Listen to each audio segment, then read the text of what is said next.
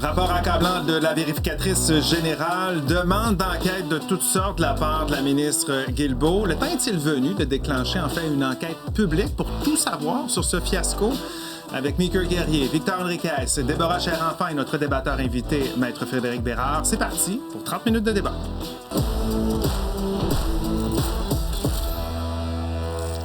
Qui ne se souvient pas des longues files d'attente devant les succursales de la SAQ en plein hiver il y a 2 ans? Des files causées, vous voyez, par les ratés du lancement de la fameuse plateforme SACLIC. La mauvaise gestion de ce nouveau système informatique avait fait scandale. L'indignation populaire était si forte que le PDG, rappelez-vous de l'époque, là, Denis Marcellet, avait été renvoyé. On se demandait comment ce cafouillage avait été possible. À ce moment-là, la vérificatrice générale du Québec nous a donné des réponses la semaine dernière et c'est encore pire que ce qu'on pouvait imaginer.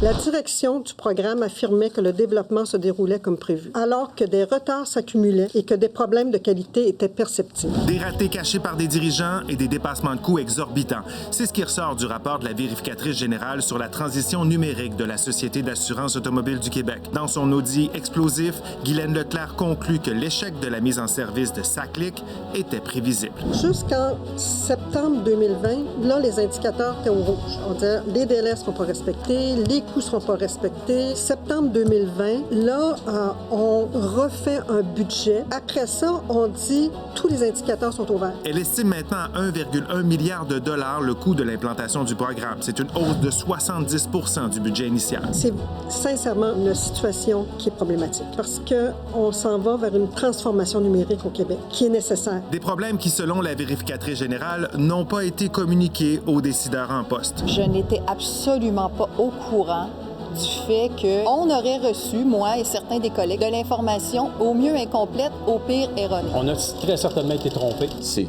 totalement inacceptable ce qui est arrivé. Depuis lundi, 2 enquêtes ont été déclenchées par la CAQ. L'une sera menée par l'Autorité des marchés publics, l'autre par le ministère des Transports. J'ai fait des demandes d'enquête. Une lettre à l'UPAC que j'ai envoyée pour lui dire que c'est une bonne chose qu'il se penche sur le rapport du VGQ. Des démarches qui vont pas assez loin, selon les partis d'opposition qui réclament maintenant la tenue d'une enquête publique. Je dirais que la responsabilité ministérielle ne fait pas partie de leur dictionnaire. On va lancer des enquêtes sur des endroits, sur des aspects très précis, mais on n'enquêtera pas sur qui savait quoi et c'est quoi le problème de gouvernance. Fiasco à SACLIC, devrait-il y avoir une enquête publique? C'est la question de notre débat de ce soir. Premier tour de table, Meeker. Est-ce qu'il devrait y avoir une enquête publique? Certainement, parce que l'imputabilité, c'est important. On a parlé brièvement tantôt de cynisme également. Puis c'est ça le danger. S'il n'y a pas de questions qui sont répondues, si on n'a pas de réponse à ce fiasco-là, bien, il va y avoir du cynisme et les gens vont perdre confiance dans le gouvernement. Donc oui, pour une enquête. Victor? Attention, pas trop vite. Attention, pas trop vite. Une enquête publique, c'est un long processus. C'est un processus qui est très lourd également. Attendons de voir les réponses qu'on va avoir à ces enquêtes en cours et ensuite on verra. Déborah? Pour moi, c'est non. Effectivement, on a déjà annoncé des enquêtes qui vont être faites. On a pas mal de réponses dans le rapport de la vérificatrice générale du Québec déjà depuis la semaine passée. Pour moi, trop d'enquêtes tue l'information et surtout prolonge un délai et des sous dont on peut se passer. Ouais, est-ce qu'on a toutes les réponses? On en parlera. Frédéric, qu'est-ce que tu en penses? Moi, oui, absolument d'accord avec Meeker. Pourquoi l'enquête publique assure une transparence et comme le veut l'adage, il n'y a pas de meilleur désinfectant que le soleil. Okay. Oh. Alors, mettre ça à la lumière sur les réponses. C'est bien notre question. L'adage, je dis vraiment ça. Oui, je te jure. En tout cas, moi, je te le dis ici. Notre question sur nouveau.info de 17h. On regarde ce que les internautes en pensent. Regardez ça, 85% des internautes veulent une enquête. En tout cas, pensent que ça prendrait une enquête publique, alors que 15% pensent que non. Vous pouvez répondre à la question en balayant le code QR qui va apparaître. On vient de se faire un petit sourire, vous allez avoir. Est-ce qu'il y avait une sous-question pour dire est-ce que vous faisiez partie des files d'attente de SACLIC il y a 2 ans? Tous les gens, tous ces gens qui ont attendu, il y a peut-être bien des téléspectateurs qui ont attendu longtemps. Moi, je ne l'ai pas de mauvaise foi, mais je suis surpris qu'il y ait des gens qui sont contre. Là, mais... Alors, répondez. Maintenant, on le voit. N'oubliez pas de commenter, je vous le rappelle. Et vous, n'oubliez pas de vous servir de vos interrupteurs. Parlez pas tous en même temps, mais allez-y avec ce débat. Alors, tiens, on va on va laisser Victor et Déborah commencer avec leur point de vue. Toi, tu dis pas maintenant, toi, tu dis non, pas du tout. C'est ce que je résume un peu. C'est que le pas du tout, le problème du pas du tout, c'est qu'on ne sait pas ce qui va sortir des enquêtes en cours. Je pense que là, il y a une première étape. Lorsqu'on se rend compte, le rapport de la vérificatrice générale nous amène d'abord des recommandations qui doivent être implantées très rapidement. Ça, c'est une urgence. Ensuite, nous amène des questionnements. Il y a des choses sur lesquelles il faut pousser l'enquête plus loin. L'Autorité des marchés publics a été créée justement pour cette question d'octroi des contrats publics. Alors, est-ce qu'on peut avoir quelques réponses avant de savoir? Une enquête publique, c'est large. L'enquête publique, c'est long, c'est complexe. La dernière, c'est la commission Charbonneau. Est-ce qu'on est rendu là? Je dis pas qu'on s'y rendra pas, mais je suis pas sûr qu'on est rendu là à ce moment-ci. Le fiasco informatique, est-ce qu'il est étendu? Il y a des questions qui se posent avant de déclencher un processus aussi lourd. Mais en même temps, toutes les enquêtes publiques n'ont pas eu l'ampleur de la commission Charbonneau, qui était majeure. Est-ce que ça permet... Tantôt, tu dis, le rapport de la vérificatrice nous donne pas mal de réponses. Mais et on en aura d'autres. On ne sait pas qui était au courant de quoi exactement. Effectivement. Mais je pense qu'il y a deux choses. On ne sait pas qui était au courant de quoi, à quel moment, mais aussi, j'ai comme envie de dire, est-ce qu'on a vraiment besoin de le savoir? Parce qu'il ne faut pas oublier de quoi il s'agit. Est-ce que là, on veut incriminer le gouvernement? Est-ce qu'on veut avoir un échéancier électoral qui favorise les oppositions en mandatant cette enquête publique? Il y a plusieurs questions que je pense qui sont beaucoup plus de l'ordre philosophique. C'est la bonne chose à faire. Mais essentiellement, est-ce qu'on va résoudre le problème en question? Je ne pense pas. Et c'est pourquoi je pense que pour moi, pas du tout une enquête publique. On a des exemples à travers les années d'enquête publique qui ont duré beaucoup trop de temps, ont engrangé beaucoup trop de sous, et au final, les rapports sont tablettés. Récemment, on a la commission Laurent. Quelques recommandations ont été intégrées, mais la majorité d'entre elles, on en parle encore. Donc, c'est pourquoi, pour moi, des fois, l'exercice d'une enquête publique, il est peut-être comment je pourrais dire, on peut pas être contre la vertu, mais l'exercice peut être très vain, et surtout dans un contexte comme celui-là où on parle encore d'une transformation numérique qui a échoué et pas nécessairement d'un problème sur lequel il va y avoir des réformes après. Frédéric? Je pense qu'on essaie de cacher de l'information ici. Là, on les entend, les ministres trouvent ça épouvantable, t'es pas au courant, patati, patati, patata. T'es supposé être un minimum au courant quand un dépassement de coûts comme ça, là. C'est pas une surprise, là. Peut-être cette ampleur-là, ça, j'en doute pas, mais le reste, t'es supposé savoir qu'est-ce qui se passe dans ton ministère. C'est ça l'imputabilité, c'est ça la responsabilité. En d'autres termes, est-ce qu'on fait confiance au gouvernement Legault actuellement pour conserver l'information? J'ai écrit à l'UPAC, j'ai écrit à Joe Hicks, à mon frère, à ma sœur, inquiétez-vous pas, on va vous dire qu'est-ce...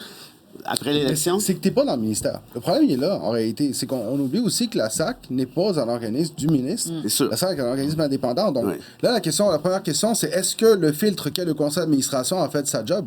Là, ce qu'on apprend, c'est que le conseil d'administration n'aurait pas transmis certaines informations. C'est pour ça que je trouve que le problème d'enquête publique, c'est qu'on va très rapidement garrocher de l'indépendance, justement, par rapport à ça, alors qu'en ce moment, on a des questions sur lesquelles on a besoin de répondre, puis on veut entendre les réponses. Il y a deux choses. Il y a deux choses pour moi dans tout ce qu'on dit. D'abord, juste revenir sur, on parle de transition informatique, tous les changements qu'il y a à faire. Est-ce qu'on veut des réponses?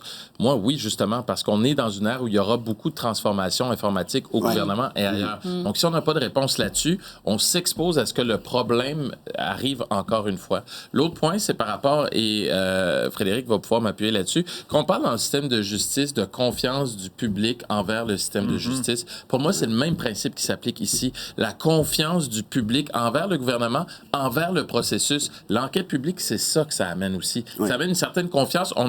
Peut-être que c'est juste une impression, mais elle est importante, cette impression-là, qu'on ouvre les livres, qu'on met la lumière sur les problèmes qu'il y a eu. Et ça, pour moi, c'est primordial. Sur l'aspect de la longueur aussi, il ne faut pas oublier que c'est quand même pas du génie nucléaire, là, cette histoire-là. C'est pas aussi compliqué que Charbonneau, une enquête sur la construction de manière... C'était ultra méga large, absolument précis. Pas autant donc clairement, là, tu as un conseil d'administration qui a peut-être caché quelques trucs sur quelques contrats. Je veux dire, ça leur prend plus que, je sais pas moi, 6 mois, 9 mois, régler ça. Là, franchement, il y a quelque chose qui marche pas dans l'histoire. Parce que là, la vérificatrice générale nous a confirmé qu'il y a des gens qui n'ont pas dit des choses à leurs responsables. Donc, on ne sait pas combien de personnes sont impliquées dans cette espèce de secret-là ou de ces informations-là qui n'ont pas circulé. La seule chose qu'on nous dit en ce moment, c'est que les ministres n'étaient pas au courant. Mais là, ce qu'on entend, c'est que les ministres ne sont pas au courant parce qu'on est dans cette joute politique autour de ce dossier-là. Maintenant, sortons un peu de la joute politique. C'est important qu'on sorte Ben ce oui, dossier-là de la parce que c'est important qu'on fasse le chemin au complet. La première chose, c'est par exemple, au conseil d'administration de la SAQ,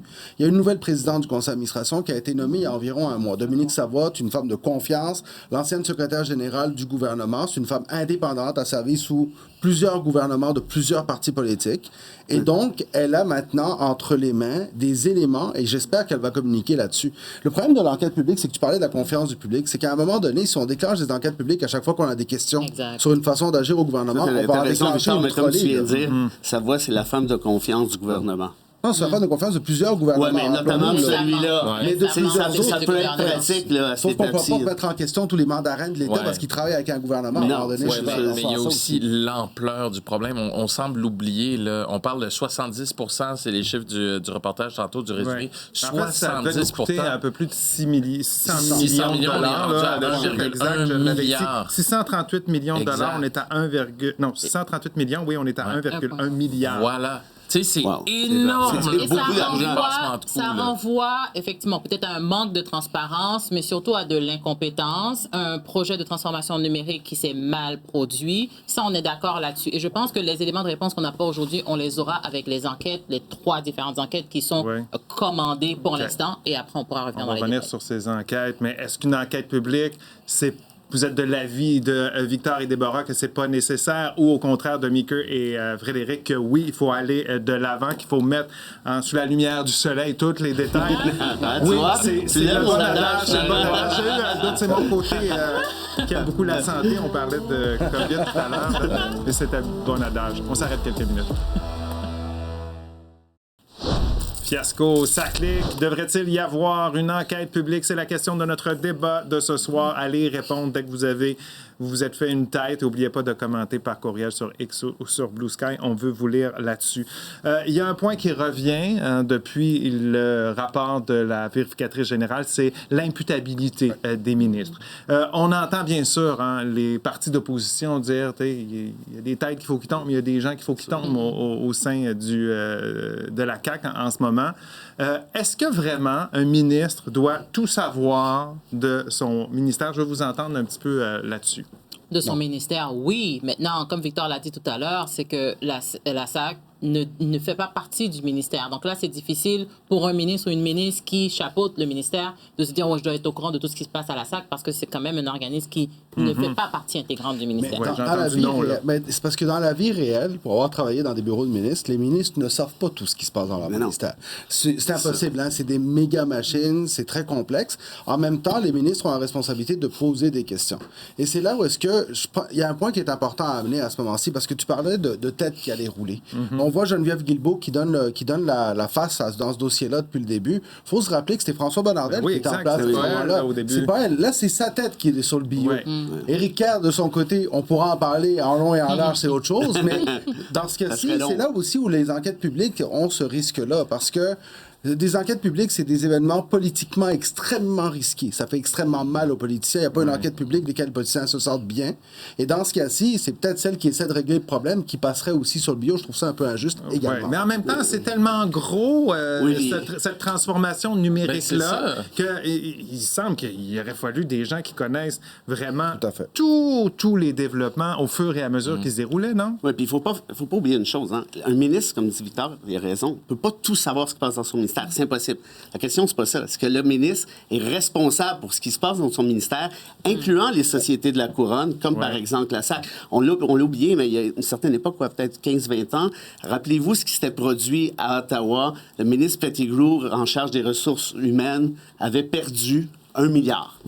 On a cherché 1 milliard on doit encore le chercher à Ottawa. Et il a été remplacé par Jane Stewart, la pauvre, qui est débarquée là, comme ça, elle n'a rien demandé. Puis Chrétien lui a dit, tu t'en occupes maintenant. Qu'est-ce qu'elle a fait, Jane Stewart? À part répondre aux questions des journalistes puis protéger Pettigrew, parce que ça fait partie de la collégialité entre ministres. Bref, tu peux pas savoir ce qui se passe, mais tu es responsable de ce qui s'est passé. Oui, mais à cette heure-ci, là, avec ce qu'on sait présentement, est-ce que vous trouvez qu'il est un peu tôt pour aller tout de suite sacrifier un ministre? Honnêtement, le but, c'est pas de sacrifier un ministre puis de dire mais il y en a qui le demandent. Il y en a que c'est... Oui, ça, je le comprends, mais moi, je n'embarque pas dans ce jeu-là. C'est au-delà de ça. Ce gouvernement-là va passer, ces ministres-là vont passer, la SAC va demeurer. Est-ce qu'on peut éviter que ce problème se reproduise ailleurs aussi? L'autre chose, c'est qu'est-ce que la SAC avait comme gros dossier à faire dans les 5-10 dernières années? C'est quoi les grands changements qu'il y avait? La transition informatique, c'était probablement leur plus grand chantier. Sinon, on peut s'entendre là, dans les 2 plus grands chantiers. Bien, à partir de là, le ministre, il faut qu'il soit au moins au courant de regarder la ligne budget puis savoir à peu près où on s'en va. Ça, c'est un enjeu important parce que un des problèmes à SAC, c'est justement on n'a pas eu de grands projets pendant très longtemps. On a essayé de manger toutes les bouchées d'un coup. Le problème, c'est quoi? C'est qu'au gouvernement, on a un ministère de la transformation numérique et de la cybersécurité qui, on se demande en ce moment à quoi il sert. Maintenant, est-ce qu'une enquête publique va nous permettre justement de comprendre tout ça? Moi, je pense qu'il y a moyen, certainement, avec les enquêtes qui vont sortir là, de mettre en place un processus. Est-ce que ce serait une commission parlementaire spéciale, par exemple? C'est la première fois que je l'utilise. Ah, ben c'est correct. C'est un bon trait. C'est un bon trait. J'ai une question pour toi, Victor. Question d'avocat, vite. Est-ce que tu fais confiance à l'UPAC? Si jamais il y avait des ministres de la CAQ qui avaient trempé dans ce scandale-là, est-ce que tu fais confiance à l'UPAC? D'aucune façon. D'aucune façon, je fais confiance à l'UPAC pour la simple et bonne raison que l'UPAC n'a pas démontré de résultats. Puis c'est la raison pour laquelle aussi, je pense pas qu'une enquête publique va nécessairement nous donner toutes les réponses qu'on veut avoir en termes de gestion. Moi, je pense notamment la vérificatrice générale propose un comité indépendant, un comité de sages qui doit conseiller les conseils d'administration et conseiller le gouvernement sur ces transformations numériques-là. La réalité, c'est que l'expertise, elle est à l'extérieur. C'est là qu'on a les réponses. C'était pas n'importe quel dossier. C'est un énorme dossier de transformation numérique. Puis corrige-moi si je me trompe, mais c'était le premier d'une série. On veut, du côté du gouvernement, se transformer complètement. Ce sont nos informations, également, nos informations personnelles, privées, qui se retrouvent. C'est énorme. Là, il y a énormément d'inquiétudes. Est-ce qu'on ne doit pas collectivement savoir exactement ce qui s'est passé avant qu'on mette de l'argent encore dans cette transformation numérique-là? Ben, regardez, il y a eu également le dossier Santé Québec, par exemple, qui a été aussi difficile. Moi, je pense que, oui, on doit absolument trouver des façons de mieux gérer ces projets-là, et ça doit être un projet à analyser, mais je ne suis pas sûr que l'enquête publique nous donne les bonnes réponses. Déborah? Moi non plus. Je ne pense pas qu'on doit passer par un processus d'enquête publique. Ou si c'est le cas, si on tient véritablement à faire une enquête publique, il faudrait l'élargir. Là, est-ce qu'on parle de gouvernance? Est-ce qu'on parle, encore une fois, de la façon de communiquer entre les organismes publics et le gouvernement pour faire en sorte que, comme on l'a dit tout à l'heure, que les ministres soient au courant de tout ce qui se passe, ou du moins ils soient responsables. Mais je ne pense pas que l'exercice de faire une enquête publique soit nécessaire à ce stade-ci, parce qu'effectivement, ça demeure une transformation numérique qui a échoué, mauvaise. Est-ce que là, on va avoir des éléments de réponse, encore une fois, avec que ce soit l'enquête du ministère des Transports, l'UPAC, qu'on fasse confiance ou pas, mais aussi avec de l'autorité des marchés publics. Donc, on va avoir des éléments de réponse et peut-être là, ça va nous préciser certains éléments sans avoir à aller à une enquête publique. La beauté d'une enquête publique, c'est qu'on va retourner toutes les roches. On va peut-être découvrir des affaires qu'on ne savait pas.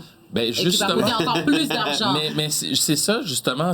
Et je comprends vos réticences, mais c'est ça que le public veut. On veut retourner chaque roche pour savoir, d'abord aussi, le mécanisme. Comment ça fonctionne, la SAQ? Comment les décisions sont prises?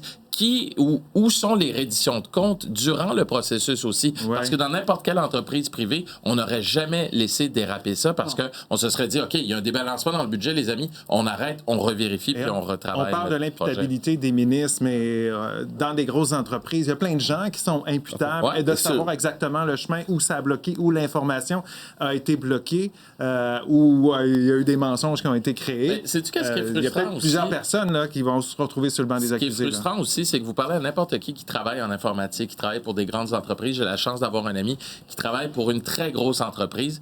Puis dès qu'il a vu le début de cette histoire-là, il a dit, mais ça n'a pas de bon sens. Tout ce qu'ils ont fait tout ce qu'il fallait pas. Puis ils ont fait tout ce qu'il fallait pour que ça soit un fiasco. Donc, si des gens, des experts, Alexandre, sont capables de le voir, pourquoi l'information n'a pas circulé? Pour moi, c'est primordial de le savoir. Attention, le consortium, ce sont des très grandes entreprises aussi, desquelles on va mettre la réputation en danger à travers une enquête publique. C'est pour ça que je pense qu'il faut attendre d'avoir d'autres réponses. Parce qu'il y a des très gros... Laisser les petites enquêtes, selon toi. Rapidement, sur la question du délai, justement, là, ça nous a pris 3 ans de commission parlementaire à savoir si on peut tourner à droite ou à gauche au Québec. Tu sais, rendu là. Je dis ça comme ça. Je pousse ça vers le bas, mais c'est ça de même. Commentaire de Mario pour aller à la pause. Il dit non, il ne devrait pas y avoir d'enquête publique car, comme d'habitude, une personne va prendre le blâme et un tas de fonctionnaires incompétents vont s'en laver les mains et conserver leur job. Quand on parlait d'imputabilité à différents niveaux, c'était un jeu ça. On s'arrête quelques minutes, le temps d'une pause au retour d'autres commentaires, puis on va voir si vous avez fait bouger le vote ce soir.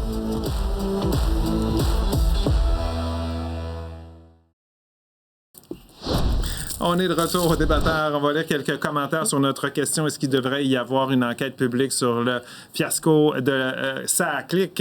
Éric nous dit non. Ce sera encore gaspiller de l'argent pour rien. Personne ne sera tenu responsable de toute façon. Ils vont tous dire qu'ils ne savaient rien. Le mal est déjà fait. Alex nous dit oui, il faut faire la lumière sur ce scandale car d'autres sont à venir. Et James nous dit peu importe, il faut qu'un ministre démissionne. Je comprends même pas qu'aucun parti d'opposition ne l'ait exigé jusqu'à maintenant. On a parlé un peu pendant la pause des coûts des dépassements, parce qu'on peut se dire, dans ce dossier-ci, il y a eu un dépassement de 500 millions de dollars. Ça aurait dû sonner une cloche. On a l'impression qu'à chaque fois qu'il y a un projet gouvernemental, il y a toujours des dépassements. Est-ce que c'est juste, ça devient qu'il n'y a plus d'urgence? Il n'y a pas d'urgence, il y a un dépassement. Ben oui, il y a toujours un dépassement. Parce qu'on est toujours au plus bas soumissionnaire. On veut des projets de Dollarama. On veut payer le prix le moins cher, alors qu'il y a plusieurs autres juridictions dans le monde qui, justement, dans les marchés publics, dans les contrats gouvernementaux, ont mis en place d'autres façons de faire.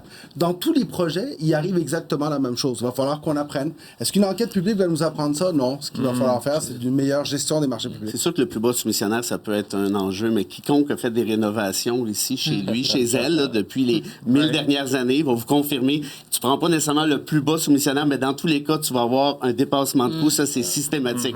Donc, je pense que ça fait partie de la nature de la bête qu'on appellera humaine ici, probablement. Puis ce type de projet-là est nécessairement difficile aussi à budgéter initialement. C'est sûr que tu leur fais un chantier chez nous, Fred. Juste pour Est-ce que, Michael, tu dis oui, ça prend une enquête publique, mais quand on voit toutes les petites enquêtes, en tout cas les différentes enquêtes, là, je ne vais pas nécessairement qualifier leur importance, qui vont être tenues, les conclusions de ces enquêtes-là, est-ce que ce sont ces réponses-là qui nous permettront de dire oui, ça prendrait une enquête encore plus importante?